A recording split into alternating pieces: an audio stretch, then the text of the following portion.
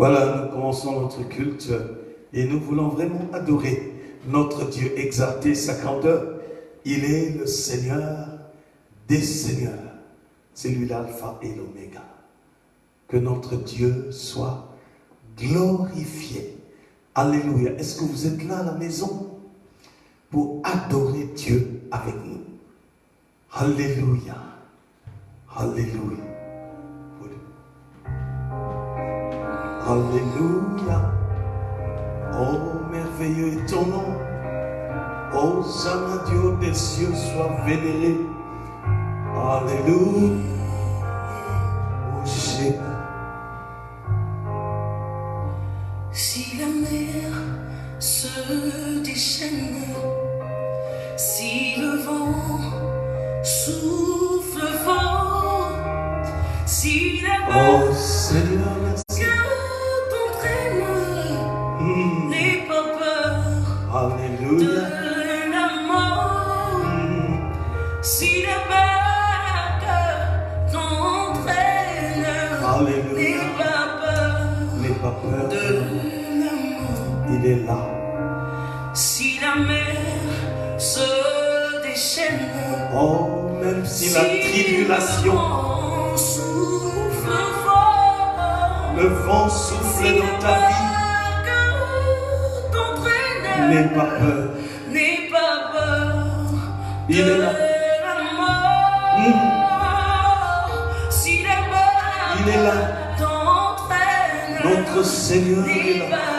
Même si tu es déjà entraîné, tu as perdu l'équilibre. il n'a pas dit Alléluia. que tu Il est là. coulerais. Il n'a pas Il n'a dit pas dit que tu que tu couleras. sombrerais. Il a dit Allons allons sur l'autre bord. Et sa parole s'exécute. Sur l'autre bord. Et, Il n'a pas dit oh, notre Dieu que tu cours. est derrière sa parole Il n'a pas dit pour l'accomplir. que tu sombrerais. Entre ses mains, Il a dit tu ne peux pas sombrer, sur l'autre bord. même si la difficulté est grande. Sur l'autre bord. Oh, merci Jésus. Alléluia. Merci pour l'assurance que Si tu un me donnes. jour sur ta Alléluia. route, tu rencontres Alléluia. le mal, ne sois pas dans le doute. Oh Dieu Seigneur, protège je crois en toi. ses enfants. Merci pour ta protection. Ne sois pas Au jour le dans jour. le doute. Dieu Tu es le Dieu qui protège tes ses enfants. enfants. Et merci. Si un jour Si je vis, c'est toi qui me donnes la vie. C'est toi qui me donnes le mouvement et l'être. Mon être tout entier. Je témoigne ma gratitude. Alléluia. Oh, merveilleux ton Ne nom. sois pas non. Alléluia. Dieu protège Alléluia. ses enfants. Dieu protège ses enfants. Il Il n'a pas protège dit ses enfants. que Il protège ses enfants. Alléluia. que tu sombrerais. Oh, Il n'a jamais dit. merveilleux ton Il n'a nom. pas dit. Il a dit allons Yeah. sur notre bord. Alléluia. Il a dit allons à l'autre bord. Il est derrière sa parole pour l'accomplir. Il est le Tout-Puissant, l'Omnipotent, l'Omniscient, l'Omniprésent. Alléluia.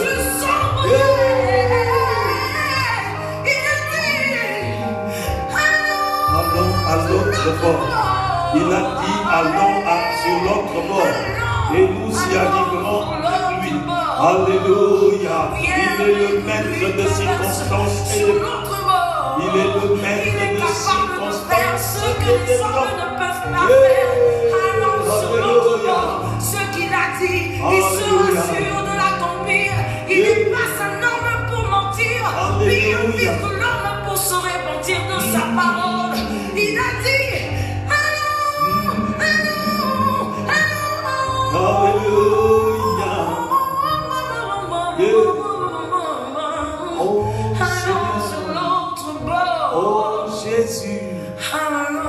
Alors, sur l'autre bord, nous y arriverons avec Jésus. Alléluia. Oh, merveilleux est ton nom. Nous bénissons ton puissant nom. Alléluia. Il te garantit que tu arriveras à l'autre bord, quelle que soit la nature de la vallée de l'ombre et de la mort que tu traverses. Il te garantit que tu arriveras à l'autre bord avec lui, parce qu'il est le maître des circonstances et des temps. C'est lui qui calme ta tempête. Et mon Mon être tout entier te témoigne ma gratitude pour tes bienfaits. Oh, personne ne peut t'égaler. C'est un chant nouveau. Oh, laisse-moi chanter un chant Qui d'amour. monte dans mon cœur. Alléluia. C'est d'amour Oh, Jésus. pour mon seul sauveur. Alléluia. Il m'a pris de loin. De la boue, il m'a tiré. Il m'a lavé. Il m'a nettoyé. Et M'a m'a sanctifié. Et m'a racheté. m'a placé à ses côtés. Alléluia. Non, je n'ai plus peur de rien. Oh, merveilleux ton nom. Je ne crains plus rien. Car le bon berger, alléluia, est de mon côté. Il est de mon côté. Quelle assurance. Alléluia. Non plus aucun pouvoir sur moi. Parce qu'il est la Par la lumière. clé de l'amour. Alléluia. C'est mon maître qui la tient. Yeah.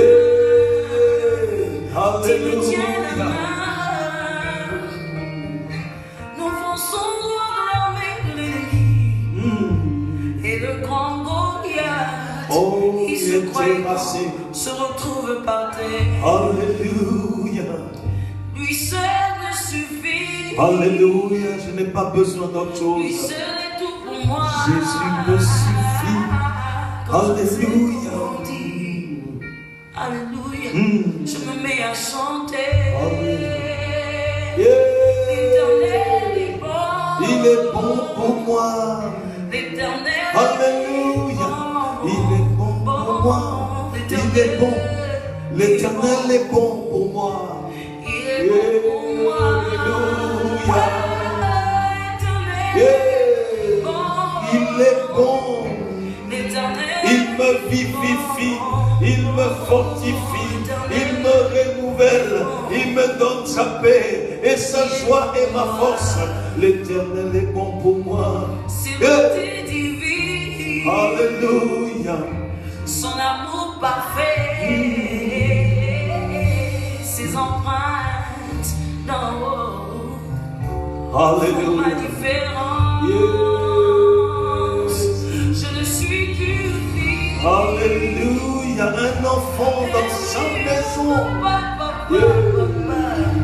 oh regarde bien, Je ressemble à j'ai mon les traits papa, de mon papa. qu'a créé à l'image de Lui Dieu. seul me Yeah. suffit. Alléluia. Lui seul est tout. Oh, que la gloire te soit donnée, éternel des armées. La louange, l'honneur montre-les-toi. Alléluia. Il est bon pour moi. Alléluia. Alléluia.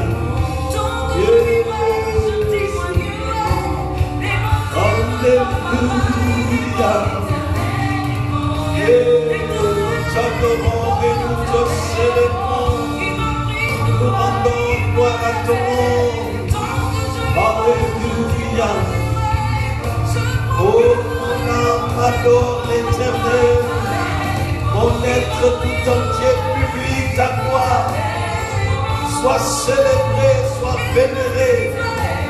Alléluia, toi le Dieu très bon. Alléluia. Mon cœur vénère l'Éternel des armées, le Dieu tout-puissant. Nul n'est semblable à toi. Tu es omniscient, omnipotent, omniprésent. Reçois l'admiration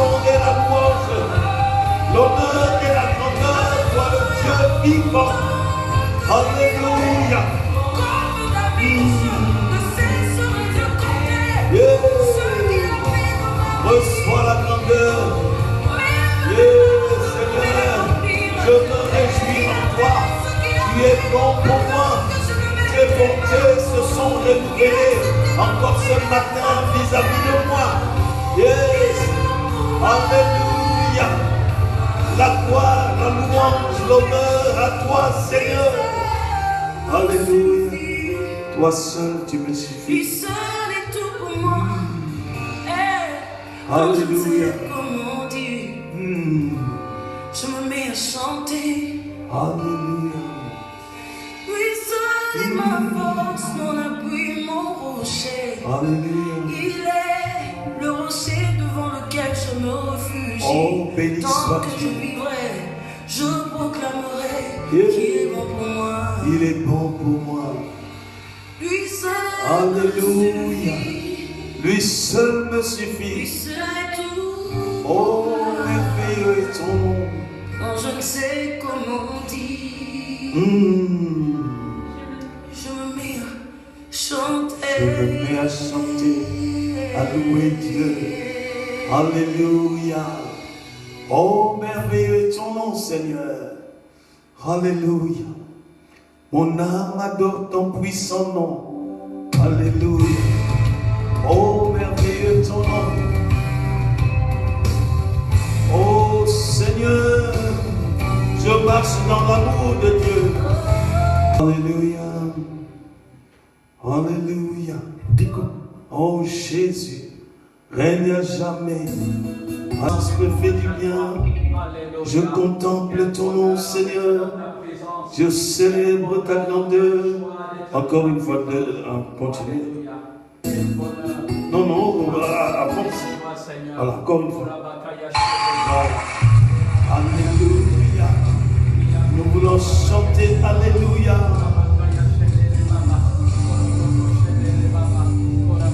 Oh, merveilleux est ton nom. Oh, Seigneur. Les 4 êtres vivants et les 24 vieillards se prosternent devant toi. Alléluia, nous chantons Alléluia à l'Éternel des armées, parce que tu es saint, 3 fois saint. Oh Seigneur, tu es 3 fois saint. Alléluia, saint est l'agneau. Alléluia, nous te bénissons et nous te célébrons.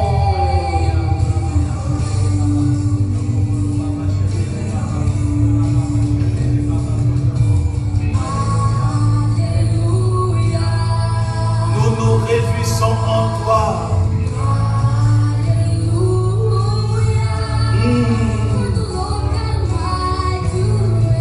Alléluia, nous te bénissons, Seigneur.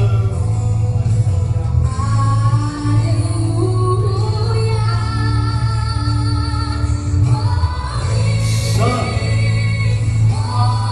Saint. Alléluia.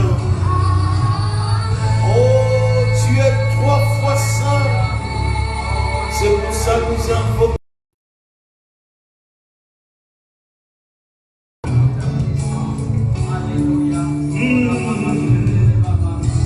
Notre Dieu est 3 fois saint. Ne venons pas dans sa présence n'importe comment. Il est 3 fois saint. Nous nous inclinons devant lui afin de bénéficier de son sang qui purifie. Que le sang de l'agneau de Dieu te purifie. Alléluia. Étale ton cœur pour lui, pour bénéficier du sang qui lave de tout péché. Alléluia. Nous invoquons le sang de l'agneau de Dieu, le sang de Jésus, le sang de Jésus, pour laver nos pensées, nos paroles, nos actes. Que le sang de Jésus-Christ lave notre conscience de toute œuvre morte. Alléluia, alléluia. Oh, merveilleux est ton nom. Que le sang de Jésus-Christ nous nettoie totalement. Alléluia. Nous lave complètement. Alléluia. Alléluia est un tout. Alléluia. Oh, merveilleux est ton nom. Tu es le Dieu des dieux. Tu es le Seigneur des seigneurs. Tu es le Seigneur de gloire. Oh, que le sang de Jésus-Christ entre dans nos maisons.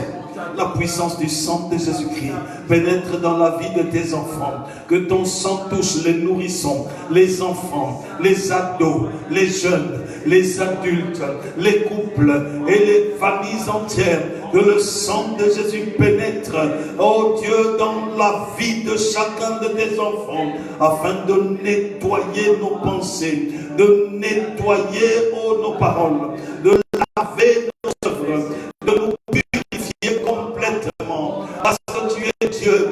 Que le sang de l'amour de Dieu entre dans nos vies pour briser des chaînes de captivité, pour briser toute puissance de l'odeur, également. Que le sang de Jésus-Christ puisse nettoyer, alléluia, toute l'atmosphère de nos maisons, de tout ce qui n'est pas de Jésus-Christ. Que tu laves nos émotions, notre personnalité, notre dignité, que notre caractère soit lavé par le sang de l'agneau de Dieu. Nous voulons être sanctifiés ce matin, parce que toi, tu es toi saint. Nous voulons être nettoyés profondément, parce que tu es trois fois saint. Touche par le sang de Jésus chaque coin, chaque recoin de nos vies, il soit complètement nettoyé, purifié et sanctifié, parce que tu es trois fois saint. Oh, accepte-nous dans ta présence, Jésus-Christ. Toi, le Dieu, trois fois saint, après-nous dans ta présence. Toi, l'alpha et l'oméga. Que le feu du sang de Jésus-Christ puisse dépoussiérer nos vies de tout ce qui n'est pas de toi. Au nom puissant de Jésus-Christ. Ô Saint-Esprit, inonde-nous. Esprit de puissance et de feu, éclaire notre entendement. Saint-Esprit de Dieu, alléluia, révèle-nous davantage Jésus-Christ. Ô Esprit Saint, administre ta consolation dans le cœur de ton peuple. Esprit de puissance et de feu, inocule, alléluia, la parole de vie dans nos cœurs. Esprit Saint, répand tes dons dans le chef de chaque famille. Répand tes dons en abondance dans la vie de chaque maison, de chaque famille, de tous ceux qui s'offrent à toi. Oh, merveilleux est ton nom. Nous déposons ce matin encore entre tes mains tous ceux qui souffrent, tous ceux qui sont malades. Oh, nous les déposons entre tes mains. Oh Dieu de gloire, touche-les, touche tous ceux qui souffrent. Que tes plaies entrent dans le corps de ceux qui sont malades. La puissance des plaies de Jésus-Christ commence à détériorer toute maladie dans le chef des enfants de Dieu. La puissance du sang de Jésus-Christ puisse calciner complètement tout ce qui n'est pas de Jésus-Christ. Toute maladie, oh, soit complètement brisée dans le nom de Jésus-Christ. Alléluia, alléluia. Que la puissance de consolation du Saint-Esprit puisse consoler des cœurs brisés. Oh, que des cœurs brisés, des hommes et des femmes affligés, oh Dieu de gloire, soit consolé par la puissance du Saint-Esprit. Au nom puissant de Jésus-Christ, que tous ceux qui traversent des épreuves ce matin encore puissent sentir la main de Dieu, qu'ils puissent sentir l'action de Dieu. Tous ceux qui font face aux épreuves, tous ceux qui traversent la vallée de l'ombre de la mort, oh Dieu, qu'ils voient ton bâton et ta houlette, ils puissent les rassurer. Au nom puissant de Jésus-Christ, viens au secours de ceux qui pleurent, essuie les larmes de tous ceux qui pleurent, papa. Visite nos maisons, oh Dieu de gloire. Nous te supplions pour tous ceux qui ont perdu leur emploi à cause de toutes ces complications de Covid. Seigneur Dieu, ceux qui pleurent et qui ne savent plus quoi faire. Père, c'est toi le donateur. C'est toi le Dieu, le maître des circonstances et des temps. Redonne le travail à tes enfants. Visite, oh Dieu. Redonne le travail, Seigneur. Accorde ta bénédiction, oh Dieu de gloire, dans le travail de ton peuple. Rassure, alléluia. Protège l'œuvre de tes enfants. Au nom puissant de Jésus-Christ, nous te prions pour les entrepreneurs, ceux qui entreprennent, Seigneur, que le fruit de leurs mains soit multiplié, Seigneur, au nom puissant de Jésus-Christ. Établis ta grandeur et ta puissance, ô Jésus, éclate ta gloire. Nous te confions chaque famille, que ta paix entre dans chaque maison, que la paix de Jésus-Christ entre dans chaque maison, que l'unité qui vient de Jésus-Christ puisse se manifester dans chaque maison, que ta joie pénètre dans chaque maison, Seigneur. Ô Dieu, manifeste ta grandeur. Oh, sois attentif à ceux qui crient à toi, ceux qui viennent à toi, Seigneur Dieu Tout-Puissant. Établis ta gloire, visite ton peuple, Seigneur. Écoute les soupirs de tes enfants, Seigneur. Écoute les supplications de ton peuple. Pendant que nous sommes dans ta présence, Père, agis, oh Dieu de gloire, agis pour la gloire du nom de Jésus-Christ. Nous te sommes reconnaissants. Alléluia. Nous te sommes reconnaissants, Seigneur. Nous te sommes reconnaissants, Papa. Nous te sommes reconnaissants, Seigneur. Tu es le Dieu des dieux. Tu es le Seigneur des seigneurs. Tu es le Dieu des dieux. Alléluia. Oh, merveilleux ton nom. Seigneur, nous te bénissons. Nous te sommes reconnaissants. Nous t'offrons ce moment, Seigneur. Oh, que ce moment soit empreint de ton autorité. Oh Dieu, nous te confions, ton serviteur, qui a la charge d'apporter ta parole. Nous prions, Père de gloire, pour que tu le remplisses abondamment de ton esprit, qu'il déborde de ton esprit, esprit de révélation. Conduis-le dans l'intimité de Jésus-Christ. Révèle-lui des choses cachées. Alléluia. Saint-Esprit, toi-même, parle au travers de lui.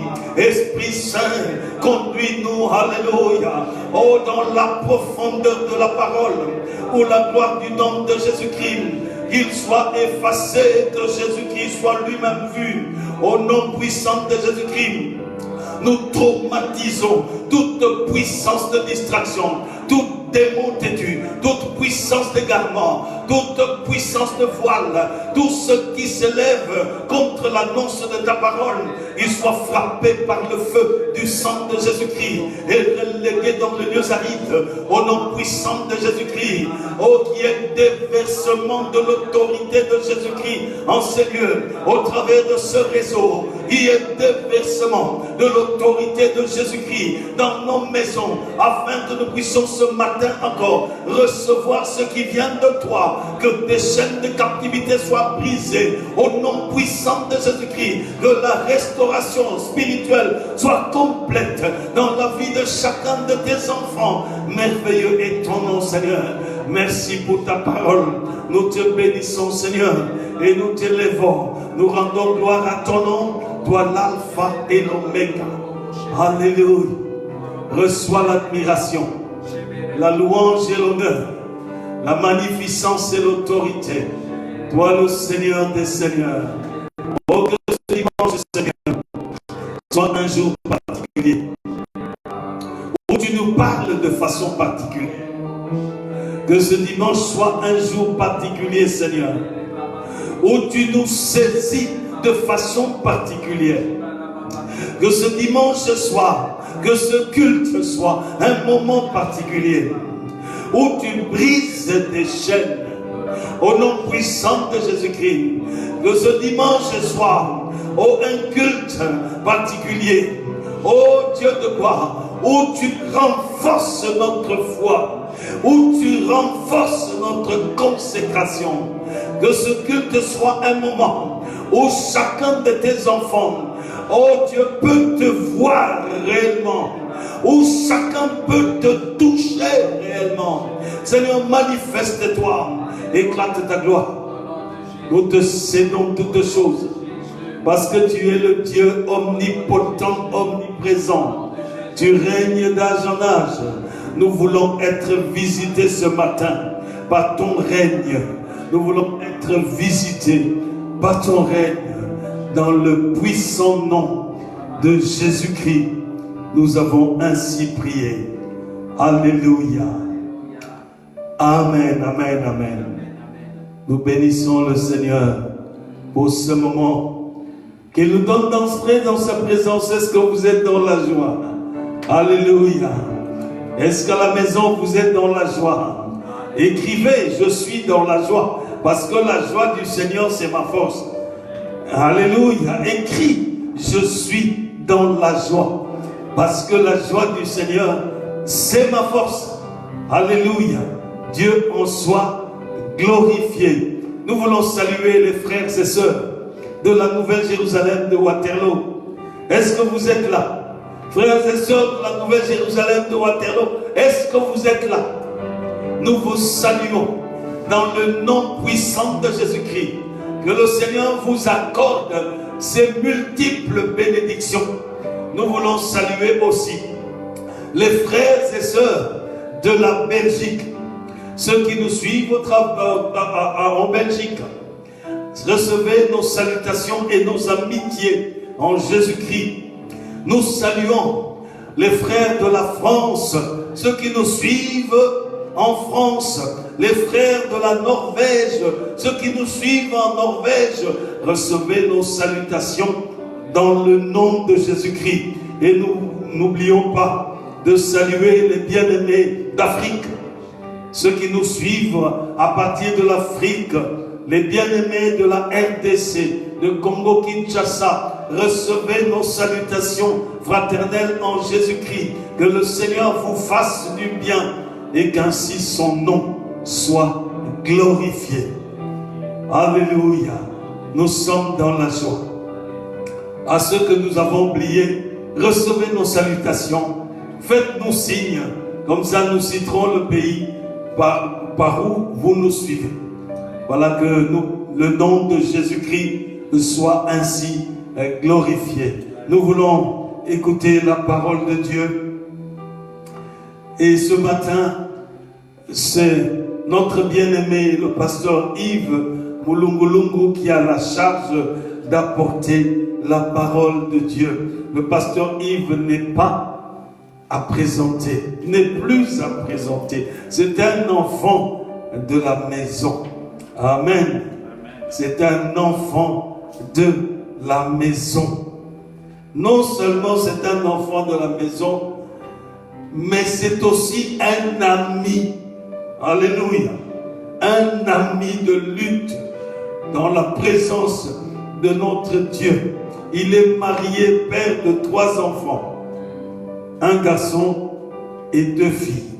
Amen. Nous saluons maman Fidéline, son épouse, qui n'est pas avec nous. Merci de permettre que le pasteur puisse être au milieu de nous. Reçois nos salutations, maman Fidéline. Que le Seigneur te bénisse abondamment. Amen. Sans plus tarder, nous invitons le pasteur Yves, en attendant que je sois en train de désinfecter le pupitre.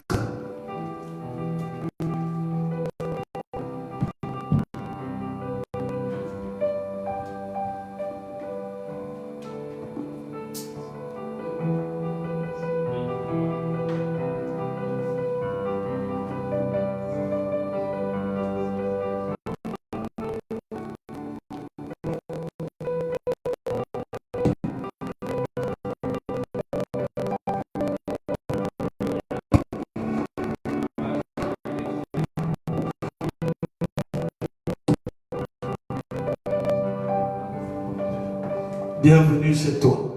Merci beaucoup, merci beaucoup.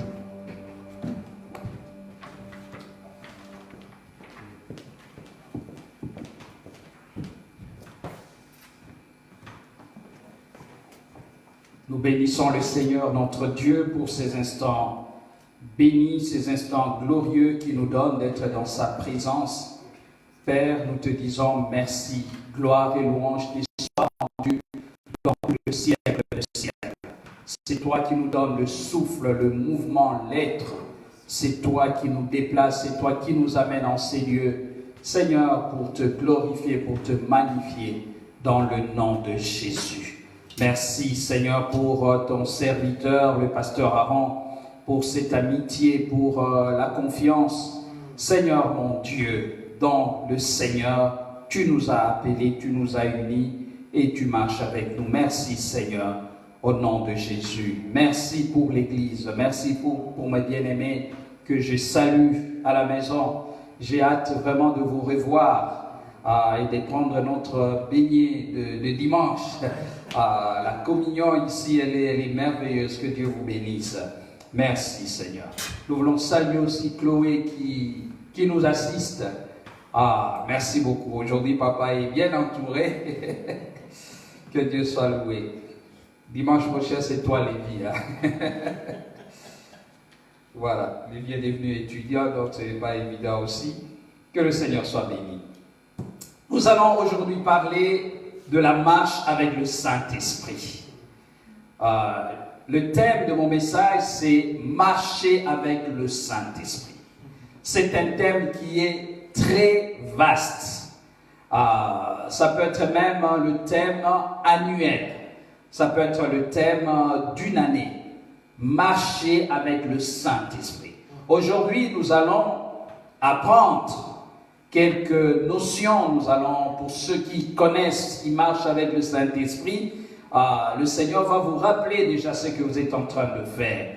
Mais pour ceux qui n'ont pas appris, ou qui hésitent, ou qui ne savent pas, qui se posent toujours des questions, comment il faut marcher avec l'Esprit de Dieu, on va donner quelques pistes. Quelques pistes. Le champ est très vaste. Alors, nous allons lire dans Actes chapitre 16. Mon message est basé sur Actes 16. Normalement, c'est du 5e au 10e verset. Du 5e au 10e verset. Mais je veux lire à partir du premier verset. Voilà, Actes chapitre 16, du 5e au 10e verset. C'est ça le texte de base, mais nous allons lire les quatre premiers versets. Nous lisons au nom de Jésus. Et il se rendit ensuite, c'est-à-dire l'apôtre Paul, à Derbe et à Lystre. Et voici, il y avait là un disciple nommé Timothée, fils d'une femme juive, fidèle et d'un père grec. Les frères de Lystre et d'Icône rendaient de lui un bon témoignage. Voilà, il faut que le monde rende de nous des bons témoignages. Paul voulut l'amener avec lui et l'ayant pris, il le circoncit à cause de Juifs qui étaient dans ces lieux-là, car tous savaient que son père était grec. En passant par les villes, il recommandait aux frères d'observer les décisions des apôtres et des anciens de Jérusalem. Les églises s'est fortifiées dans la foi et augmentaient en nombre de jour en jour. Ayant été empêchés par le Saint-Esprit d'annoncer la parole dans l'Asie, ils traversèrent la Phrygie et le pays de Galatie. Arrivés près de la Mysie, ils se disposaient à entrer en Bithynie. Mais l'Esprit de Jésus ne le leur permit pas. Ils franchirent alors la Mysie et descendirent à Troas. Pendant la nuit, Paul eut une vision. Un Macédonien lui apparut et lui fit cette prière. « Passe en Macédoine, secours-nous. » Après cette vision de Paul, nous cherchâmes aussitôt à nous rendre en Macédoine, concluant que le Seigneur nous appelait à y annoncer la bonne nouvelle. Amen. Voilà, nous sommes dans les textes des Actes des Apôtres, chapitre 16. Paul venait de terminer son premier voyage missionnaire avec Barnabas jusqu'au chapitre 14. Il se retrouve au début du chapitre 15 à Antioche, mais là, il y a des Juifs qui sont venus embêter le chrétien, qui sont à Antioche, pour dire que même si vous avez accepté Jésus comme Seigneur et Sauveur, même si vous croyez en lui, vous devez vous faire circoncire. Et puis vous devez respecter toutes les lois de Moïse. Alors, c'est que Paul n'acceptait pas. C'est que l'apôtre Paul n'enseignait pas en ce moment-là dans les églises d'origine païenne.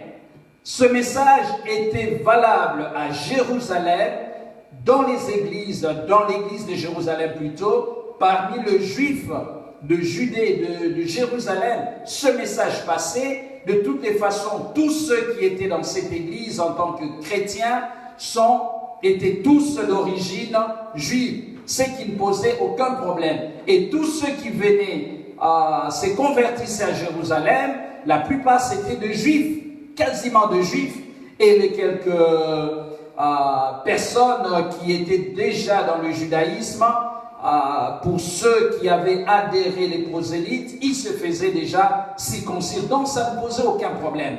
Mais ces judaïsants ont voulu absolument que même le païen puisse se faire circoncire, sinon ils ne sont pas sauvés. Alors l'apôtre Paul était fâché, il était fâché vraiment dans Galates et puis dans d'autres textes. Voilà qu'ils vont se retrouver à Jérusalem au concile, à une forme de réunion qui a réuni tous les apôtres, tous les anciens, tous ceux qui avaient une quelconque dignité dans l'église primitive à ce moment-là, et toute l'assemblée pour décider de ces choses. Voilà, ils ont décidé. La conclusion, je fais court, c'est qu'il ne faut pas imposer la circoncision aux païens. Donc, ils ont décidé, ils ont arrêté cela, sauf qu'il faut dire aux païens, les chrétiens d'origine païenne, d'arrêter plutôt leur vie de désordre sur le plan sexuel, d'arrêter de se méconduire sexuellement. Ça, c'est inacceptable, parce que quand vous arrivez dans une ville comme Corinthe, il y a même une expression pour dire la bêtise sexuelle, c'est corinthianiser. Lorsqu'on se corinthianise, c'est-à-dire on est dans le sommet de la bêtise sexuelle. Voilà. Donc il faut absolument arrêter toutes ces pratiques qui ne glorifient pas le Seigneur. Dieu a interdit cela aux Juifs, c'est-à-dire plutôt aux chrétiens d'origine païenne. Deuxième recommandation de l'Église, c'est-à-dire qu'il devait arrêter aussi de se souiller avec la viande qui était sacrifiée aux idoles. C'est-à-dire qu'il ne devait pas manger ces viandes. Parce que chez les païens, c'était très simple. Les viandes, les carcasses de viande qui étaient restées après le culte qu'on faisait aux idoles, on vendait cela au marché et les gens venaient acheter. Alors, ça créait de confusion, on leur a demandé de ne plus le faire. Voilà. Donc, l'Église a conclu, il y a eu des arrêts qui étaient justes pour tout le monde, ils se sont apaisés, Paul et Barnabas sont rentrés en Antioche. Et là, l'apôtre Paul va commencer, le deuxième voyage, il va commencer ça seul, parce qu'il vient de se séparer de Barnabas. Et voilà que l'apôtre Paul va partir avec Silas. Et puis, il va prendre Timothée, ce garçon qui avait un bon témoignage. Mais Timothée, sa mère était juive, son père était grec. Paul sait que là où il va rencontrer des juifs. Et comme les juifs savent que Timothée a une mère juive, alors il faut le faire circoncire parce qu'il ne l'était pas. Et dans ce cas-là, on a fait circoncire Timothée. Voilà, c'est comme ça que l'apôtre Paul a marché de ville en ville. Il recommandait aux frères d'observer les décisions des apôtres et des anciens de Jérusalem. Et la Bible nous dit que les églises s'est fortifié dans la foi et augmenté en nombre de jour en jour. Une des caractéristiques des apôtres, c'est qu'on rencontre des problèmes dans l'Église. On rencontre des difficultés, des incompréhensions. Il y a des discussions très élevées au sein de l'Église. Mais chaque fois, le Seigneur vient aider l'Église. On évacue les discussions, on arrête tout ce qui pourrait diviser l'Église et on nous dit comme un refrain, l'Église croissait. L'Église augmentait. Les nombres plutôt des gens augmentaient de jour en jour.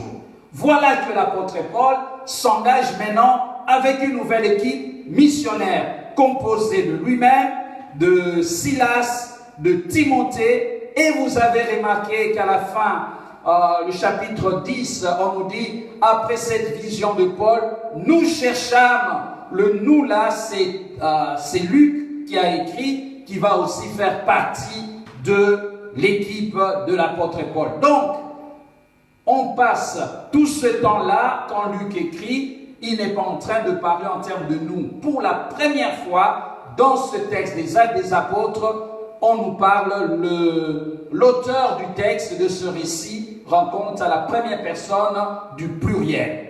Donc, Luc est dans l'équipe de l'apôtre Paul. Voilà, une équipe de 5 personnes. Paul, Silas, Timothée plutôt de 4, et nous avons Luc que nous connaissons. Le reste, on ne sait pas qui était dans cette équipe.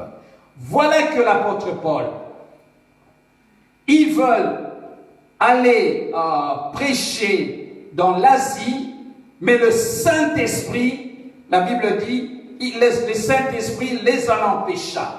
Voilà, ils sont empêchés par le Saint-Esprit d'annoncer la parole de Dieu. Pas une fois, deuxième fois, arrivé près de la Mysie, il s'est disposé à entrer en Bithynie, mais l'Esprit de Jésus ne leur permit pas. Deuxième refus du Saint-Esprit. Et après, il va faire un songe, il va avoir une vision la nuit. Et là, il y a un Macédonien plutôt, lui a parié, lui fit cette prière, passe en Macédoine, secours-nous, viens nous secourir, nous avons besoin de toi. L'apôtre Paul comprit avec les autres qu'il devait plutôt aller en Macédoine parce que c'est là que Dieu les attendait. Amen. Voilà à partir de ce 3 versets, le 2 premiers versets, le 6, le 7, où il y a refus du Saint-Esprit, et puis au verset 10, où finalement ils ont compris l'appel de Dieu. J'ai construit mon thème, je parle de marcher avec le Saint-Esprit. Il faut que nous apprenions à marcher avec le Saint-Esprit. Je vais vous donner quelques indices, quelques points qui nous aident à marcher par le Saint-Esprit. Je vous dis que le sujet est très vaste. Mais ici, je veux citer 4 points. Je vais en développer 2, 3, je ne sais pas, mais on va y aller. Premièrement, pour marcher avec le Saint-Esprit, il convient de le connaître. On ne peut pas marcher avec quelqu'un de cette manière-là si on ne le connaît pas. Il faut arriver à le connaître. Deuxièmement, pour marcher avec le Saint-Esprit, il convient de le goûter. Non seulement le connaître, mais écouter. Écouter. Le troisième point, pour marcher avec le Saint-Esprit, il ne convient pas de lui résister ni de l'attrister. Il ne faut pas résister à l'Esprit de Dieu, il ne faut pas l'attrister. Pour marcher avec le Saint-Esprit, il convient de lui obéir et glorifier Jésus. Amen. Voilà. Ça, ce sont les quelques éléments. Il y en a beaucoup. Je vais continuer à développer comment nous devons marcher avec le Saint-Esprit. Cela est valable. Cette manière de marcher avec quelqu'un est valable dans le cadre d'un couple. Un couple dont l'homme et la femme ne se connaissent pas, ils peuvent marcher ensemble. Voilà pourquoi avant que les gens se mettent ensemble, il y a un temps qu'on appelle le temps des fiançailles. Ils sont en train de se chercher. Il ne faut pas nous amener à la maison des types comme ça, vous avez rencontré, et puis il y a un truc là, télé-réalité, quoi. Pardon? Marié au premier regard. Marie? Marié au premier regard. Marié au premier regard. Moi, je les chasse. Ils n'entrent pas chez moi. N'est-ce pas, Chloé? Amen. J'ai jamais regardé ce truc, j'apprends, les enfants me disent non, marié au premier regard. Voilà, ça ne passe pas, ça ne se passe pas comme ça. Chez moi, ne m'amenez pas à vos histoires-là, ça ne passera pas. Il faut me raconter un peu l'histoire, comment ça s'est passé, comment le Seigneur a fait pour que les choses arrivent à ce niveau-là. Voilà, un type comme ça qui passe à la gare, un coup de foudre, et puis on se retrouve, et les parents viennent au mariage comme ça. Voilà, ça ne marche, ça ne se passe pas comme ça, mes enfants. Il faut connaître la personne. Connaître la personne, c'est-à-dire prendre un temps de l'observer. Tu sais, on peut chasser le naturel, il revient toujours au galop. Ah, il peut montrer 2 fois, 3 fois, il ne se fâche jamais, mais un jour, quand tu vas vivre sa colère, tu vas te poser la question, je vivrai avec ce monsieur jusqu'à la fin de l'année, de la vie. Il faut connaître, le Saint-Esprit, on doit le connaître. Alors, pour aller plus loin déjà, je vais lire Galates 5. Pour marcher avec le Saint-Esprit, il faut être un homme spirituel. Amen. Il faut être un homme spirituel. On ne peut pas marcher avec le Saint-Esprit sans être un homme spirituel. Il faut être un homme spirituel. Nous sommes dans le domaine de l'esprit. Nous ne sommes pas dans le domaine de la chair. Voilà, je vous ai dit que ce texte et ce thème est tellement vaste parce que ça demande d'expliquer qu'est-ce qu'un homme spirituel, qu'est-ce qu'un homme charnel, tout ça, ça demande des explications, mais on va faire très vite là. Galates chapitre 5, le verset 16. Paul dit, « Je dis donc, marchez selon l'esprit et vous n'accomplirez pas le désir de la chair. » Verset 17, « Car la chair a des désirs contraires à ceux de l'esprit, et l'esprit en a des contraires à ceux de la chair. Ils sont opposés entre eux, afin que vous ne fassiez point ce que vous voudriez. » Amen. Amen. Si tu veux marcher avec le Saint-Esprit, tu dois arrêter de faire ce que toi tu veux. Alors, il faut marcher selon lui, il faut le connaître. Le Saint-Esprit, il y a des mots que je ne peux pas utiliser à l'égard du Saint-Esprit parce qu'il est Dieu. En disant par exemple, il est capricieux, il est ceci, je ne peux pas l'utiliser. Mais le Saint-Esprit est très, très, très susceptible lorsqu'on ne fait pas de choses selon lui. Lorsqu'on ne marche pas selon lui. Il dit marchez selon l'Esprit. Afin que vous ne fassiez point ce que vous voudriez. Parce que lorsque vous commencez à vouloir faire absolument ce que vous voulez, le Saint-Esprit ne marche pas avec vous. Et vous aurez du mal à marcher avec lui aussi. Or, les œuvres de la chair sont manifestes. Ce sont l'impudicité, l'impureté, la dissolution, l'idolâtrie, la magie, les inimitiés, les querelles, les jalousies, les animosités, les disputes, les divisions, les sectes, l'envie, l'ivrognerie, les excès de table et les choses semblables.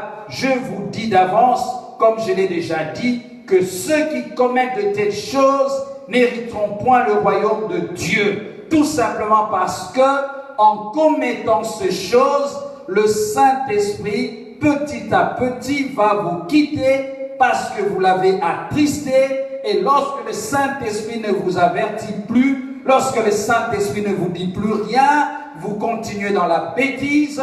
Et le Saint-Esprit, comme il est tellement saint, comme il est tellement propre, il ne peut pas rester là. Il va petit à petit, il va d'abord s'attrister, il va vous allez jusqu'à l'éteindre. Et il va se retirer, alors vous allez continuer à vivre dans le mal et ça risque de vous amener loin du royaume de Dieu. Voilà, donc toutes ces choses, je l'ai déjà dit, c'est le point 3, toutes ces choses attristent le Saint-Esprit. Ce sont les choses qui l'empêchent d'agir dans votre vie. Ce sont les choses qui nous empêchent d'écouter Dieu lorsque nous demeurons dans ces choses. Ce qui est bizarre, c'est surprenant, surtout nous les serviteurs de Dieu, nous devons apprendre aussi à nous enseigner nous-mêmes lorsque nous enseignons aux autres. Les serviteurs de Dieu ont cette mauvaise habitude, ce fâcheux comportement de vivre dans le mal et de continuer à prêcher. Il vit dans le mal et il prêche.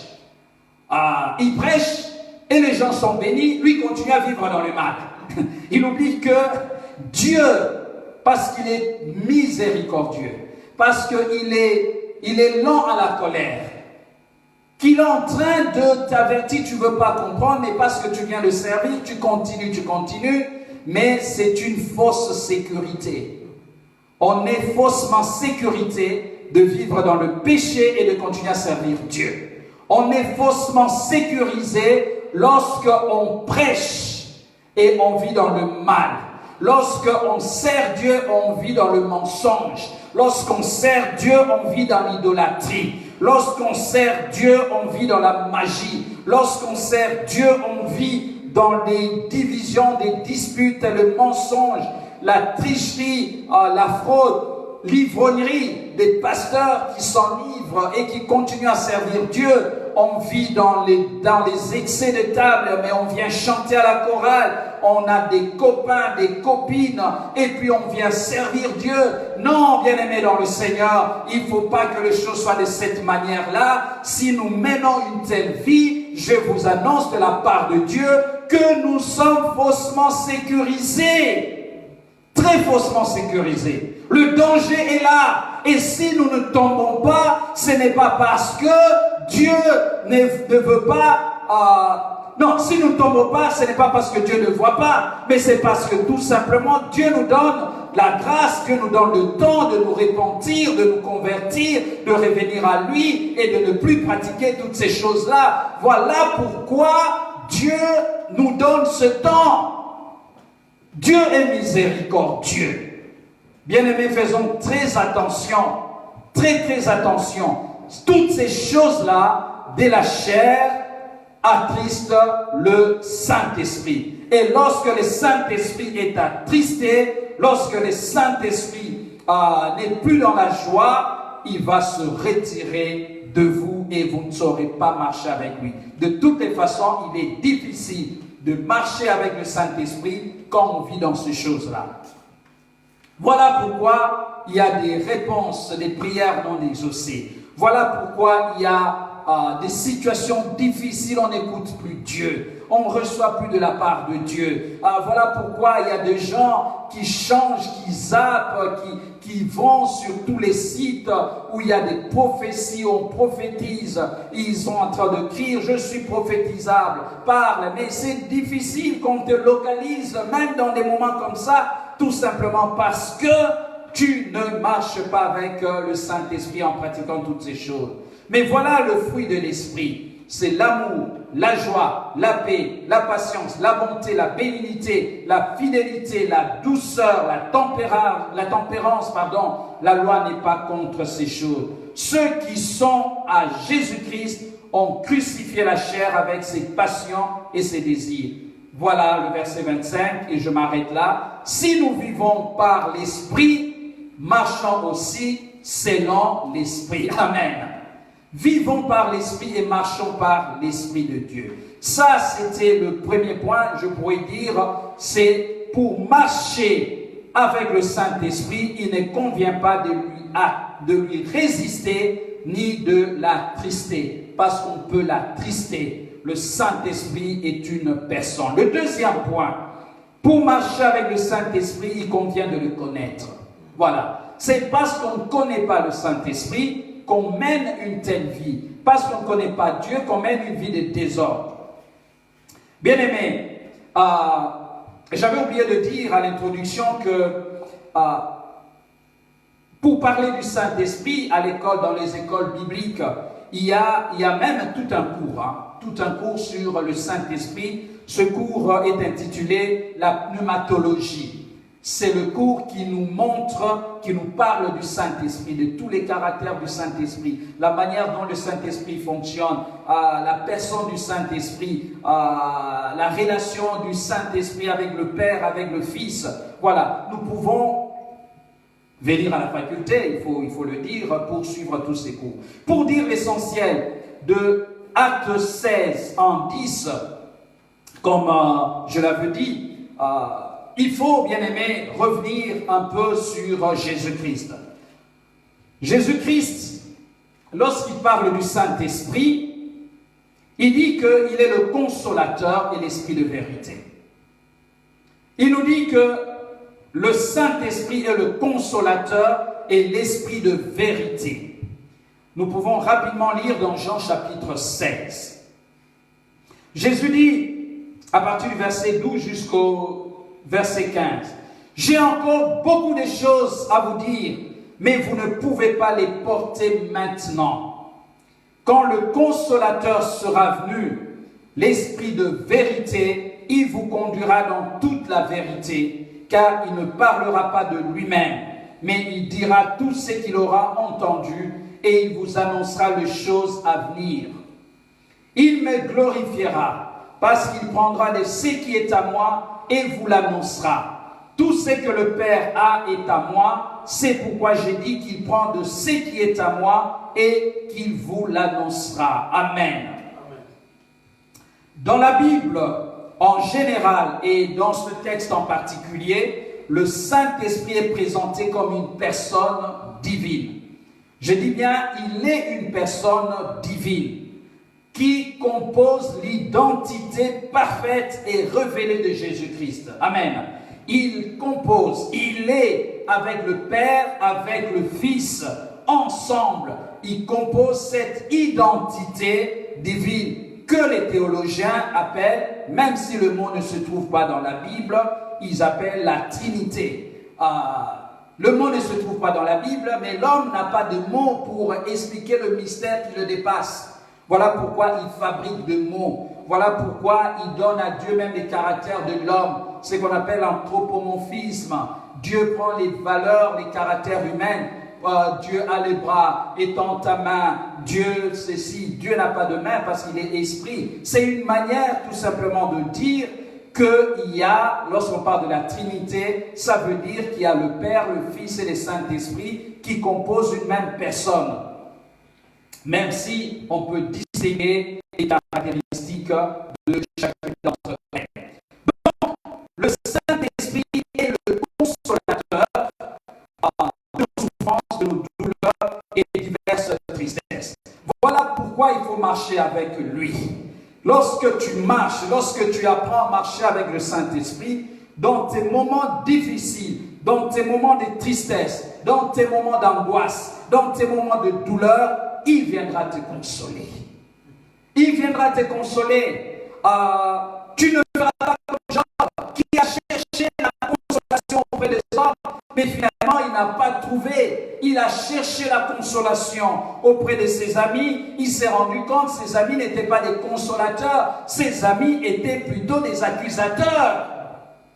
Lorsque tu fais du Saint-Esprit dans la vie, lorsque tu comprends qu'il est le consolateur, et lorsque tu le laisses agir dans ta vie, tu le laisses t'accompagner, tu marches avec lui, il viendra te consoler quand tu auras des problèmes, il viendra te chuchoter à l'oreille. Je suis là, n'aie pas peur, je suis là, rien ne va arriver. Le Saint-Esprit viendra te dire des choses, il viendra te révéler des choses, il viendra te dévoiler le secret de Dieu en disant ne t'inquiète pas, je suis là, je viens à ton secours, rien ne va t'arriver, ne fais rien, tu n'auras pas de problème, cette maladie ne va pas tuer ton mari,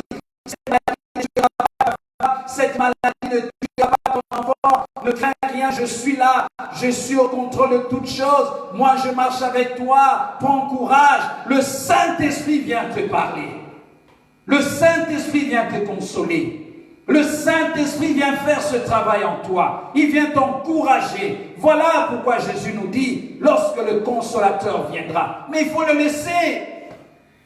agir dans notre vie. Sinon, nous sommes tristes, nous sommes abattus. Pourquoi? Parce qu'il n'y a pas de consolateur. Tu y as le meilleur consolateur que Dieu a prévu dans ta vie. C'est le Saint-Esprit. Alléluia. La véritable consolation, tu l'as en toi. Le Saint-Esprit est la source de ta consolation. Le Saint-Esprit habite en toi. Lorsque tu as accepté Jésus-Christ comme Seigneur et Sauveur, le Saint-Esprit est venu vivre en toi. Le Saint-Esprit demeure en toi. Il va te consoler. Il va te consoler. Voilà pourquoi, bien-aimés dans le Seigneur, nous devons marcher avec le Saint-Esprit. Le deuxième point de ce texte, le Saint-Esprit nous communique les choses de Dieu et nous aide à les porter. Jésus dit, j'ai encore beaucoup de choses à vous dire. Alléluia. Beaucoup de choses à vous dire. Ça veut dire quoi? Ça veut dire qu'avant son départ définitif dans la gloire éternelle, Jésus dit à ses disciples, en fait, je ne vous ai pas tout donné. Je ne vous ai pas tout dit. Vous n'avez pas tout reçu de moi. Ce que je vous ai donné, c'est juste une partie. Tout ce que je vous ai dit concernant le royaume de Dieu, c'est une partie. Tout ce que je vous ai dit sur l'amour, je vous ai tout dit dans ce sens-là, mais il y a des choses qui vont venir encore. Voilà pourquoi le Saint-Esprit viendra faire ce travail. Non seulement il va nous rappeler tout ce que Jésus-Christ nous a dit, mais il viendra encore nous révéler des choses à venir. Il dit, j'ai encore beaucoup de choses à vous dire. J'ai des choses à vous communiquer. Le Saint-Esprit va se charger de la communication de choses de Dieu dans notre vie. Et puis dans ce texte, Jésus va dire, vous ne pouvez pas les porter maintenant. Les choses que je veux vous dire, vous ne pouvez les porter maintenant. Pourquoi? Parce que le Saint-Esprit n'était pas encore venu, ils étaient encore dans la chair. On ne peut pas porter les choses de Dieu quand on vit dans la chair. C'est trop lourd. C'est d'une facture énorme.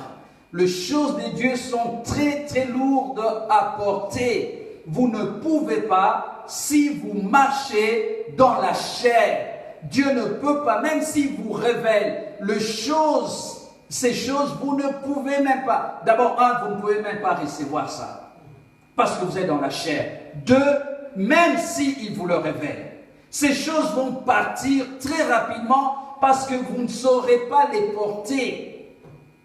Vous ne saurez pas le porter. Le poids de la révélation des choses de Dieu. Si Dieu trouve plaisir dans votre vie, il va vous confier des choses, il va vous donner des choses d'une grande valeur, d'un grand poids, et il vous donnera la capacité de porter cela. Voilà pourquoi Jésus dit au verset 12 de Jean 16, « J'ai encore beaucoup de choses à vous dire, mais vous ne pouvez les porter maintenant. » Vous ne pouvez pas. Quand le Consolateur sera venu, l'Esprit de vérité, voilà. Le verbe que nos versions françaises traduisent par porter vient du grec bastazo. Bastazo veut dire se charger, supporter, prendre, emporter, dans le sens de soulever avec les mains. C'est-à-dire ça pèse, c'est lourd, il faut le soulever, il faut le soutenir, mais de manière persévérante, de manière, je dirais même, permanente. On voit bien dans ce verset que le Saint-Esprit nous aide à porter les choses que Dieu nous dit, à nous dévoiler les choses que Dieu nous dit. Sans l'onction de Dieu, sans la présence de Dieu, il est difficile, pour ne pas dire impossible, non seulement de recevoir les choses de Dieu, mais surtout de les porter. Dans ce cas, nous devons donc chercher la présence de Dieu. Voilà pourquoi il faut arrêter de marcher dans l'ivrognerie, arrêter de marcher dans les envies, arrêter de marcher dans les excès de table, arrêter de marcher dans une vie sexuelle désordonnée, arrêter de marcher dans le mensonge, dans le vol, parce que ce sont des choses qui font fuir la présence de Dieu, et lorsque la présence de Dieu fuit, nous ne savons pas recevoir les choses de Dieu, et comme nous ne savons pas recevoir les choses de Dieu, nous ne savons même pas marcher avec le Saint-Esprit. Et même si Dieu nous le révèle, ces choses vont partir très vite, très vite. Voilà la raison, voilà pourquoi il y a des gens qui ne font que recevoir. Il vient à un séminaire, on lui parle, il reçoit vraiment les choses de Dieu. Les gens disent, waouh! Le Saint-Esprit même les localise. On commence à lui parler, on commence à lui dire des choses de la part de Dieu. Dans ta vie, il y a ça qui va se passer. Le Seigneur te libère, le Seigneur te bénit, le Seigneur te donne. Moi, je vois ça sur Internet. Je vois des prophètes en train de faire un travail, en train de bénir les gens à Kinshasa. Ils sont devenus... il n'y a même plus de secret pour eux. Ils entrent dans les vies des gens, ils vous parlent, les gens reçoivent, les gens sont bénis, les gens... Mais combien gardent ces choses? Combien gardent ces choses? Je connais un prophète, parmi les prophètes qui sont en train de travailler, qui sont devenus sur les réseaux sociaux, vraiment des gens qui sont écoutés dans l'Afrique entière. On les écoute. En Europe, même en Asie, ils sont suivis. Je connais un qui a prophétisé sur une fille que je connais, une jeune dame que je connais. Il lui a dit des choses sur sa vie, sur son mariage. Il lui dit, cette année, tu vas te marier. Il dit, d'ici la fin de l'année, tu dois te marier. Il faut que tu te maries. Le Seigneur te donne le mariage. Elle a pris ça comme, voilà. C'est vrai, c'est une bénédiction. Comment elle s'est comportée? Le mariage qui lui a été annoncé s'est déroulé dans des situations compliquées. Et aujourd'hui, elle est divorcée. Et quand je lui ai parlé, il dit, mais non, c'était le prophète qui m'avait dit de me marier cette année-là. Moi, j'ai dit, mais... C'est vrai que le prophète a dit, mais comment tu as marché entre le jour où on t'a dit que tu vas te marier et le jour où tu t'es marié? Elle a fait tout pour se marier à la fin de l'année. Et elle s'est mariée. Mais entre ce temps-là, qu'est-ce que tu as fait? Comment tu as vécu? Tu as reçu les choses de Dieu. Comment tu dois le garder? Tu dois le garder à la grâce du Saint-Esprit. En menant une vie de sainteté, une vie de sanctification. Voilà pourquoi, bien aimés, on nous prêche, on nous parle. Nous devenons incapables de recevoir les choses de Dieu. Et quand bien même nous le recevons, nous sommes incapables de les porter. Parce que tout simplement, nous avons attristé le Saint-Esprit dans notre vie. Autrement dit, bien aimés, si nous marchons avec le Saint-Esprit, si nous le laissons agir dans notre vie, Dieu va communiquer ces choses. Je vous assure, Dieu va communiquer sa pensée sur votre vie, sa pensée sur vos enfants, sa pensée sur l'Église, sa pensée sur votre travail. Dieu vous parlera, Dieu vous dévoilera les choses. Voilà pourquoi quand tu vas le chercher, le Seigneur moi, je te répondrai, je t'annonce des choses cachées, des choses que le monde ne voit pas. Dieu va te le révéler, Dieu va te les dévoiler, Dieu va te les communiquer et Dieu va te les faire porter. Regardez Marie.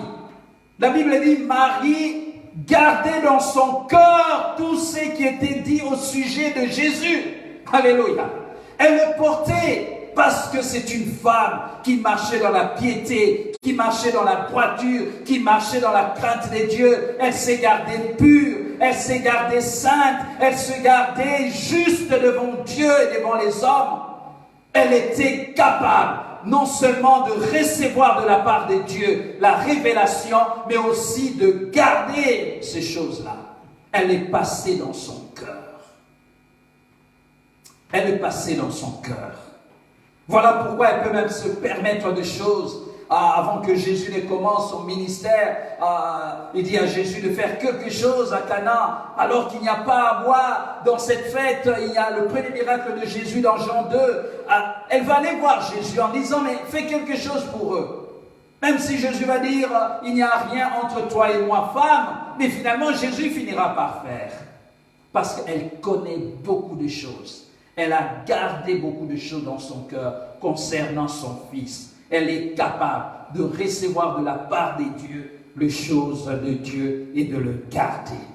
Au verset 13 de ce texte, Jésus dit que le Saint-Esprit ne parlera pas de lui-même, mais il dira tout ce qu'il aura entendu et il nous annoncera les choses à venir. C'est en ce sens qu'il nous conduit dans toute la vérité. Alléluia. Le Saint-Esprit nous conduit dans toute la vérité. Le Saint-Esprit, c'est l'esprit de vérité. Le Saint-Esprit, c'est l'esprit de vérité. Là où il y a le mensonge, il n'y a pas d'Esprit Saint. Il n'y a pas d'Esprit de Dieu. Là où on fabrique les histoires, on fabrique les témoignages, on fabrique les choses pour mentir, Dieu n'est pas là. Dieu n'est pas là. Peu importe tout ce que vous allez dire, mais si le fondement est un mensonge, Dieu n'est pas dans ce business-là, dans cette entreprise-là. De toutes les façons, vous êtes bénis, ce n'est pas grave. De toutes les façons, vous vous enrichissez, ce n'est pas grave. Le monde s'enrichit aussi. Mais Dieu n'est pas dans l'affaire, parce que l'Esprit Saint est l'Esprit de vérité. Voilà pourquoi Jésus avait traité les pharisiens, les juifs, de menteurs, parce que vous avez pour père le diable qui est le père du mensonge. Le mensonge, c'est une des caractéristiques essentielles du diable. C'est-à-dire, il ment de le commencement. Il ment, il navigue dans le mensonge. Il se réveille dans le mensonge. Il est en train de surfer sur le mensonge. Là où il y a le mensonge, lui trouve la force d'avancer. Mais là où il y a la vérité, le diable se recule. Là où il y a la vérité, le diable fuit. Bien-aimés, le dernier point que je peux souligner de ce verset 16 pour revenir sur la marche avec le Saint-Esprit, c'est que le Saint-Esprit glorifie Jésus. Amen. Il glorifie Jésus. Il vient pour glorifier Jésus.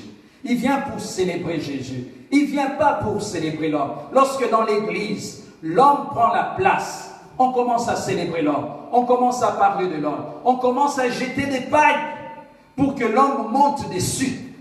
Là, il y a un danger, vous êtes dans l'erreur. Si aujourd'hui nous commençons à laisser les gens nous adorer, nous célébrer, nous acclamer, nous ascenser, nous sommes dans l'erreur. Le Saint-Esprit n'a jamais été donné pour célébrer l'homme. Le Saint-Esprit est donné pour glorifier Jésus. Voilà, si tu marches avec le Saint-Esprit, tu dois glorifier Jésus. Tu ne vas jamais glorifier un homme, tu ne vas jamais célébrer un homme, tu ne vas jamais être fanatique d'un homme. Le fanatisme d'un homme, c'est diabolique, c'est vraiment satanique. C'est des choses qu'on doit évacuer de l'Église.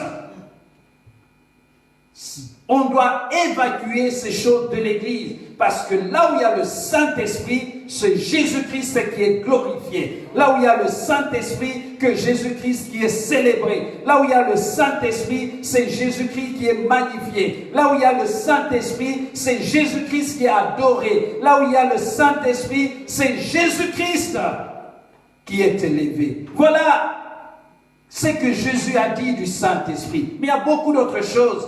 Je vais aller vite. Donc, j'ai dit au premier point, pour marcher avec le Saint-Esprit, il ne convient pas de lui résister ni de l'attrister. Deuxième point, pour marcher avec le Saint-Esprit, il convient de le connaître. Donc, nous venons de voir ce que Jésus a dit en quelques mots sur le Saint-Esprit. Le Saint-Esprit est le consolateur de nos souffrances, de nos douleurs, de nos diverses tristesses. Le Saint-Esprit nous communique les choses de Dieu, il nous aide à les porter. Le Saint-Esprit est l'Esprit de vérité, et puis le Saint-Esprit glorifie Jésus-Christ. Voilà, si vous connaissez au moins le Saint-Esprit sur ces 4 points, vous avez déjà une bonne connaissance du Saint-Esprit. Amen. Le troisième point, avant de terminer, c'est que pour marcher avec le Saint-Esprit, il convient de l'écouter. Il faut écouter le Saint-Esprit. Écoutez, écoutez, écoutez. Si déjà tu n'écoutes pas l'homme, comment tu vas écouter le Saint-Esprit? Ma sœur, si déjà tu ne sais pas écouter ton mari, comment tu veux écouter Dieu? Un enfant, les enfants, si vous ne savez pas écouter déjà vos parents, comment voulez-vous écouter Dieu que vous ne voyez pas? L'autorité que Dieu vous a donnée, ce sont vos parents. Si tu ne sais pas écouter les parents, comment tu vas faire? Je vous assure, il y a des enfants qui n'écoutent pas. Ça existe. Hein? Ça existe. Que Dieu nous fasse grâce, que Dieu nous bénisse, parce que Dieu nous fait grâce d'avoir des enfants qui écoutent. Ah oui, qui écoutent. Ce sont des enfants, ils ont leurs caprices, mais ça n'a rien à voir avec écouter. Ce sont des enfants qui écoutent. Ça, nous pouvons célébrer le Seigneur. Nous pouvons bénir le Seigneur. C'est une grâce de dormir et de savoir que tu as des enfants qui t'écoutent. Maman, tu peux célébrer le Seigneur, tu peux glorifier Dieu. Et si tu as des enfants qui n'écoutent pas Dieu, je suis en train de prier, je suis en train de fléchir le genou devant le Seigneur alors que je prêche, afin que Dieu te donne la même grâce pour que tes enfants t'écoutent.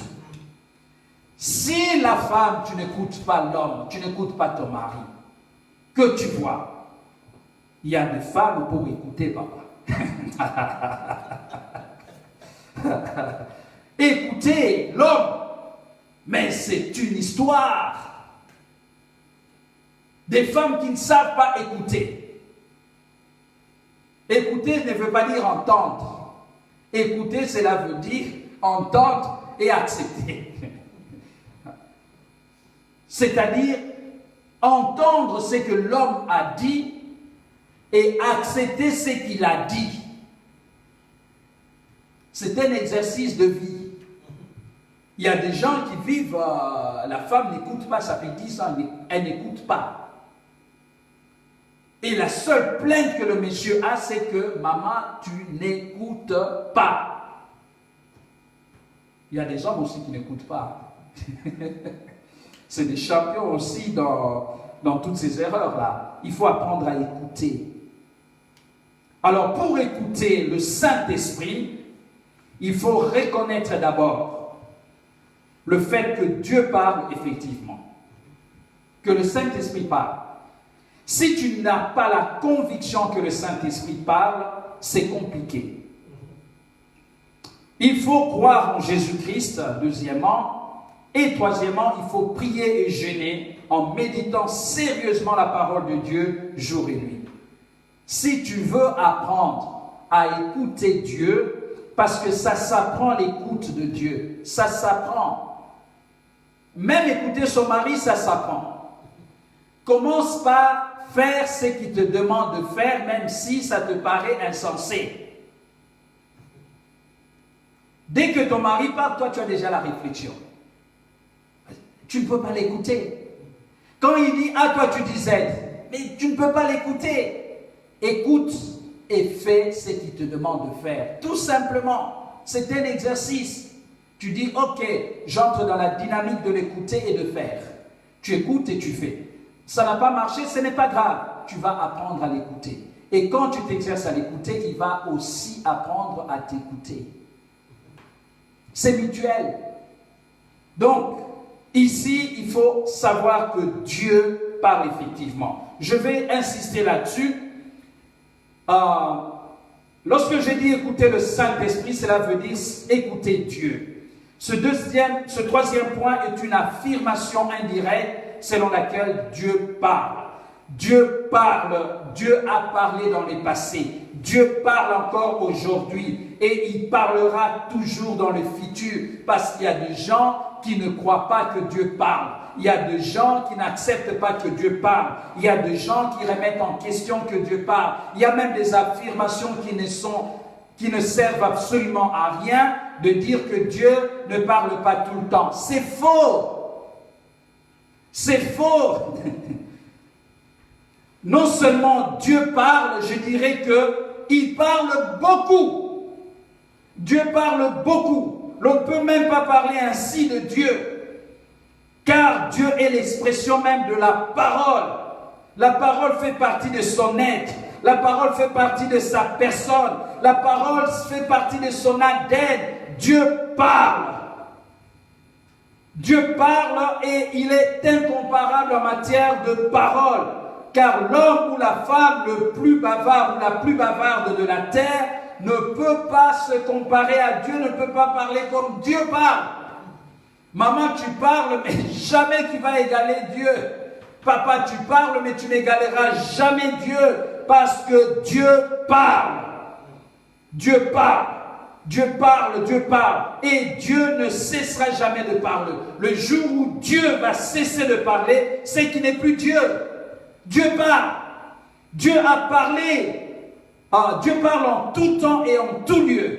Dieu parle en tout temps et en tout lieu. Dieu parle le matin, Dieu parle à midi, Dieu parle le soir, Dieu parle la nuit, Dieu parle dans la cave, Dieu parle au salon, Dieu parle dans la voiture, Dieu parle, Dieu parle, Dieu parle. Dieu peut te parler le matin, Dieu peut te parler dans la salle de bain, Dieu peut te parler quand tu te laves, Dieu va te parler dans ta chambre, Dieu te parle. Toi-même tu sais à quel moment Dieu te parle. Dieu ne te parlera pas seulement pendant la prière. Dieu parle, Dieu parle, Dieu parle. Même s'il ne t'a pas parlé, ça ne veut pas dire qu'il a cessé de parler. S'il ne te parle pas à toi, il a parlé à d'autres personnes. Il a parlé aux Indiens, il a parlé aux Chinois, il a parlé aux Camerounais, il a parlé, il est en train de parler, le monde tourne, le monde vit. Ce n'est pas que toi, si toi tu ne reçois pas tout le temps la parole de Dieu, cela ne veut pas dire que Dieu ne parle pas. Si moi je ne reçois pas tous les jours la parole de Dieu à tout moment, chaque minute, cela ne veut pas dire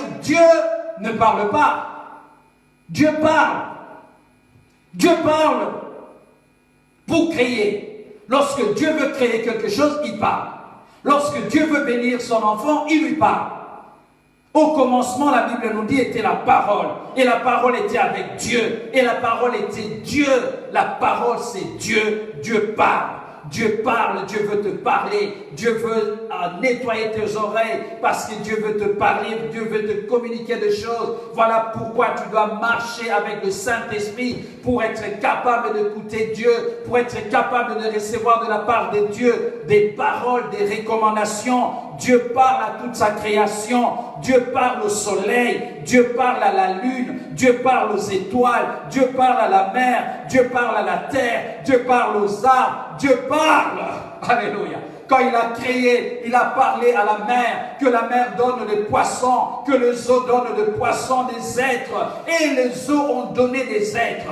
Quand Dieu a créé le ciel, il a parlé au ciel, que les étoiles puissent se manifester dans le ciel. Les étoiles se sont manifestées. Dieu parle. Dieu a parlé à la forêt. Dieu a parlé aux arbres de donner le fruit, et les arbres ont donné le fruit. Dieu a parlé. Dieu parle encore aujourd'hui. Bien-aimé dans le Seigneur, si tu veux marcher avec le Saint-Esprit, tu dois croire qu'il parle. Tu dois être capable de l'écouter. Tu dois être capable de l'écouter. Dieu parle pour bénir. Il parle pour maudire. Le problème n'est pas ici que Dieu ne parle pas ou Dieu parle beaucoup ou peu. Ça n'a aucune importance. Le problème, c'est que nous avons du mal, nous, à écouter Dieu. Nous avons du mal, nous n'avons pas appris à écouter Dieu. Lorsque vous regardez la vie de jeune Samuel, Samuel, cet enfant que Anna a mis au monde, après la prière, Anna a confié cet enfant à Dieu. Il a donné cet enfant à Dieu en disant, bon voilà, maintenant cet enfant, je confie au sacrifice, à la maison de Dieu. Et Samuel a grandi dans la maison de Dieu, aux côtés de sacrificateur Élie. Et la nuit, Dieu vient lui parler. Mais cet enfant, je suis dans 1 Samuel 3, cet enfant ne connaissait pas encore, ne reconnaissait pas encore la parole de Dieu. Dieu vient lui parler. Dieu l'appelle, Samuel, Samuel. Samuel va chez Élie en disant, tu m'as appelé? Élie dit, non, mon fils, mon enfant, je ne t'ai pas appelé, va dormir. Deuxième fois, Dieu vient parler à Élie. Non, à Samuel. Samuel, Samuel. Samuel se lève et dit, oui, oui Seigneur. Oui, il se lève, il dit, Il va vers Élie. Le sacrificateur Élie lui dit non, je ne t'ai pas appelé, il va dormir. La troisième fois, Dieu appelle Samuel. Il se lève et dit oui, je viens, j'arrive. Il arrive chez Élie. Élie dit mon enfant, je ne t'ai pas appelé. Et du coup, Élie a compris, ah, c'est Dieu qui est en train d'appeler cet enfant. Alléluia. Parce que Élie a appris à écouter Dieu. Il dit à l'enfant, écoute, maintenant, si tu entends cette voix-là, dis, Seigneur, parle, ton serviteur écoute. Et du coup, Dieu va parler, va appeler encore Samuel. Samuel, Samuel! Samuel va dire, Seigneur, parle, ton serviteur écoute. Et là, Dieu lui a parlé. Il a appris à écouter Dieu. Ça s'apprend. C'est pas que Dieu ne parle pas. Ça s'apprend. Bien-aimé dans le Seigneur. Job nous dit ceci. Dans Job 33. J'avais dit à Samuel 3, si vous lisez 1 jusqu'à 10. Ici, je parle de Job 33 avant de terminer mon message. La Bible dit, Dieu parle cependant, tantôt d'une manière, tantôt d'une autre, et l'on n'y prend point garde. Job 33, verset 14. Dieu parle cependant tantôt d'une manière, tantôt d'une autre, et l'on n'y prend pas garde. Il parle par des songes, par des visions nocturnes, quand les hommes sont livrés à un profond sommeil, quand ils sont endormis sur leur couche, Dieu parle. Tantôt d'une façon, tantôt d'une autre. Dieu parle. C'est le verset 14 jusqu'au verset 19. Dieu parle tantôt d'une façon, tantôt d'une autre. Dieu parle quand tu es endormi. Ce sont des visions, ce sont des songes. Bien-aimés, faisons très attention pendant que nous dormons. Dieu nous parle. Dieu parle pendant qu'on est en train de prêcher. Dieu parle pendant qu'on est en train de... on est dans le bureau du pasteur. Dieu parle. Dieu parle d'une manière. Il parle d'une manière ou il parle d'une manière, tantôt d'une autre manière. Dieu parle. Dieu ne s'arrête pas de parler. Alors, si nous voulons marcher avec le Saint-Esprit, nous devons, bien aimer, apprendre à écouter Dieu. Je disais, je reviens dans Actes chapitre 16, très rapidement, nous avons vu comment le Saint-Esprit a empêché à l'apôtre Paul d'annoncer la parole dans l'Asie. On peut dire, mais comment le Saint-Esprit peut m'empêcher d'aller prêcher à quelqu'un? Comment le Saint-Esprit peut m'empêcher à évangéliser? Et si le Saint-Esprit a bloqué la route de l'Asie, et puis Paul ne s'est pas engagé, il s'est arrêté, le Saint-Esprit lui dit, non, tu ne vas pas là-bas. Sur ce chemin-là, je ne suis pas avec toi maintenant. Mais plus tard, l'apôtre Paul ira en Asie. Et si Paul a obéi, si Paul n'est pas allé là-bas, c'est parce qu'il a appris à écouter le Saint-Esprit.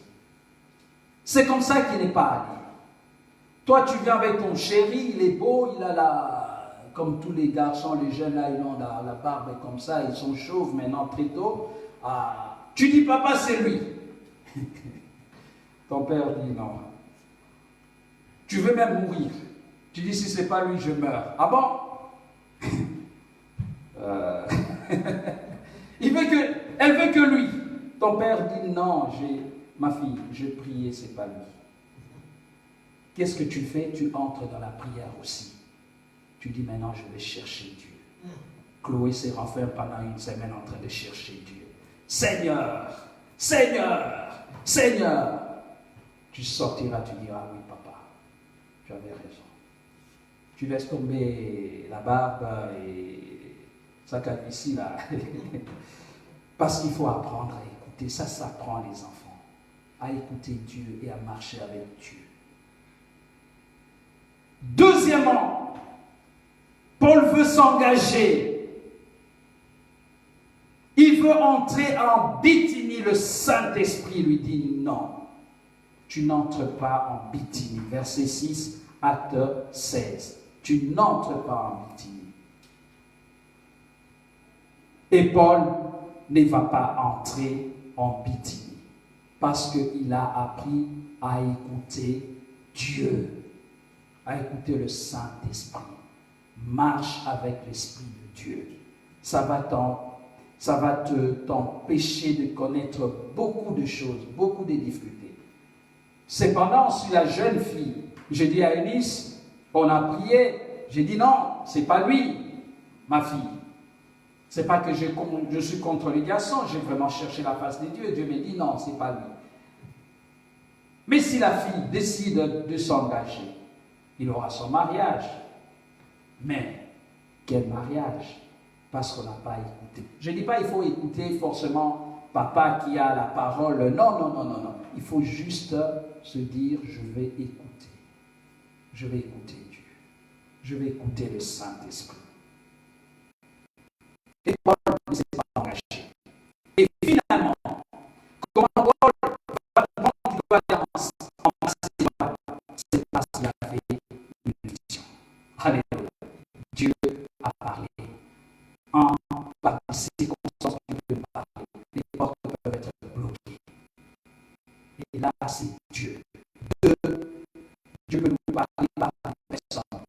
Il parle d'une façon ou d'une autre, par la prédication. Mais Dieu peut nous parler aussi par les visions, par les songes. Dieu peut nous parler. Alors, si tu veux marcher avec le Saint-Esprit, il faut, 1, apprendre à le connaître. 2, il faut apprendre à l'écouter. 3, il faut apprendre à ne pas lui résister ni à l'attrister. Et 4, ça on n'a pas vu, mais on le dit souvent ici, il faut lui obéir et surtout glorifier Jésus-Christ. Nous allons prier le Seigneur.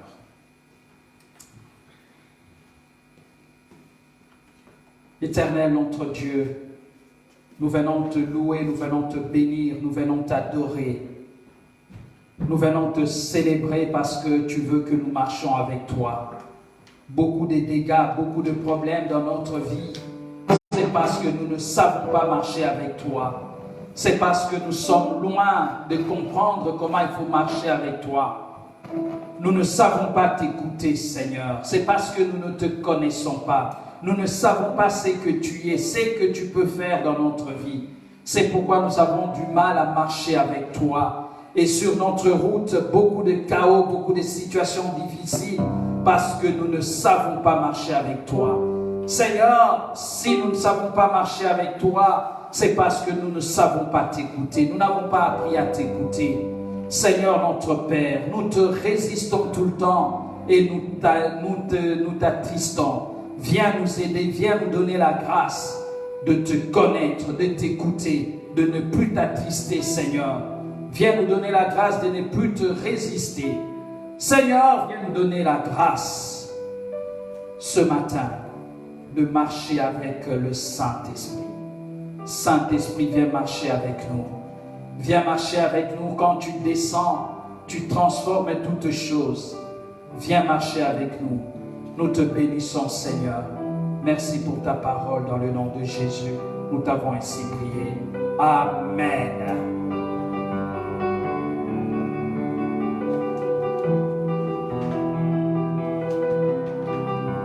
Que Dieu vous bénisse.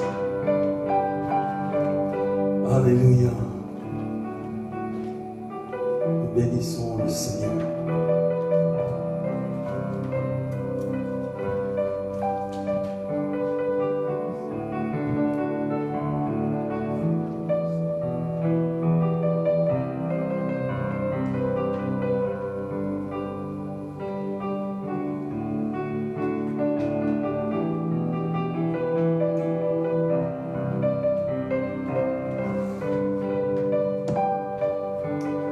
Alléluia. Nous bénissons le Seigneur pour sa parole. Alléluia. Il est Dieu dans les cieux, sur la terre et sous la terre. marcher avec le Saint-Esprit. Marchons avec l'Esprit de notre Dieu. Que le Seigneur vous bénisse dans l'écoute de cette parole et que ça vous fasse du bien et que notre attention soit vraiment éveillée pour marcher instant après instant, conduit par l'Esprit de notre Dieu. Que le Seigneur puisse bénir encore et encore son serviteur, le pasteur Yves, qui a apporté cette parole, et que Dieu l'enrichisse encore d'autres paroles pour l'édification du corps de Christ qui est l'Église. Nous rendons grâce à Dieu pour cette parole, mais nous remercions aussi le pasteur Yves pour son obéissance à Dieu, pour être un canal pour que Dieu puisse nous bénir par l'octroi de sa parole. Que toute la gloire revienne à notre Dieu. Que Dieu en soit vraiment glorifié. Voilà, nous sommes au terme de notre culte. Demain, nous avons nos 30 minutes dans la présence de Dieu par WhatsApp. Appliquons-nous vraiment à ce programme et partageons ces éléments pour que beaucoup puissent entrer dans un moment d'intercession. Le jeudi, ça sera le même, dans 30 minutes dans la présence de Dieu. Le vendredi prochain, c'est notre culte à 18h. Donc à 18h, entrons dans le réseau Facebook pour pouvoir ainsi être unis dans le même esprit.